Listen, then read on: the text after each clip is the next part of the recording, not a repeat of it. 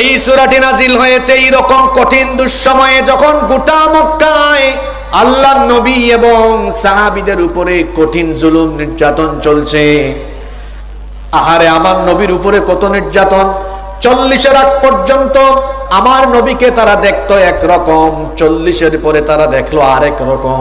40-এর আগ পর্যন্ত মক্কার প্রত্যেকটি কাফির আমার নবীকে ভালোবেসেছে, সবাই আল্লাহর নবীকে পছন্দ করত, ভালোবাসতো, তাদের কোনো আপত্তি ছিল না, কোনো ধরনের গালিগালাজ করতো না, কোনো নিন্দা জানাতো না। কিন্তু 40-এ যখন কোরআন নাজিল হয়ে গেল, তখন থেকে আল্লাহর নবীকে তারা গালিগালাজ আরম্ভ করলো, আল্লাহর নবী তাদের চোখের দুশমন হয়ে গেলেন।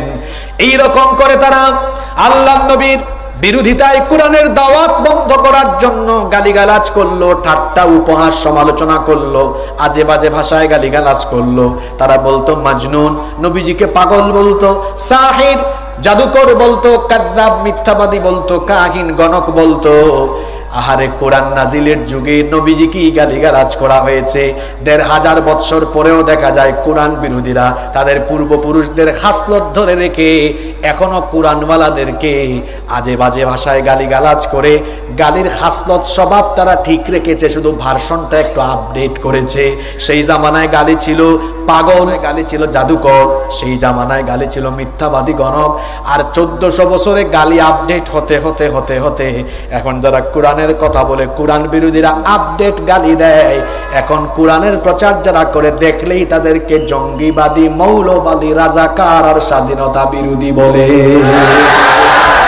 খাসলত ঠিক আছে, ভার্সনটা শুধু আপডেট হয়েছে। গোটা মক্কায় তীব্র মাত্রায় সমালোচনা আরম্ভ হয়ে গেল, আল্লাহর নবীর পেরেশানির মাত্রা বেড়ে গেল।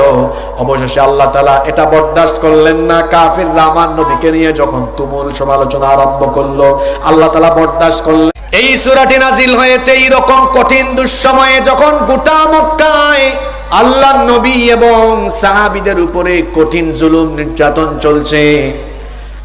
আহারে, আমার নবীর উপরে কত নির্যাতন! 40-এর আগ পর্যন্ত আমার নবীকে তারা দেখতো একরকম, 40-এর পরে তারা দেখলো আরেক রকম।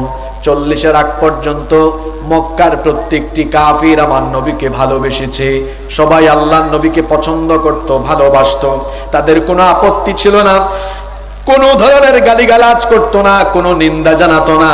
কিন্তু 40-এ যখন কোরআন নাজিল হয়ে গেল, তখন থেকে আল্লাহর নবীকে তারা গালিগালাজ আরম্ভ করলো, আল্লাহর নবী তাদের চোখের দুশমন হয়ে গেলেন। এই রকম করে তারা আল্লাহর নবীর বিরোধিতায় কোরআনের দাওয়াত বন্ধ করার জন্য গালিগালাজ করলো, ঠাট্টা উপহাস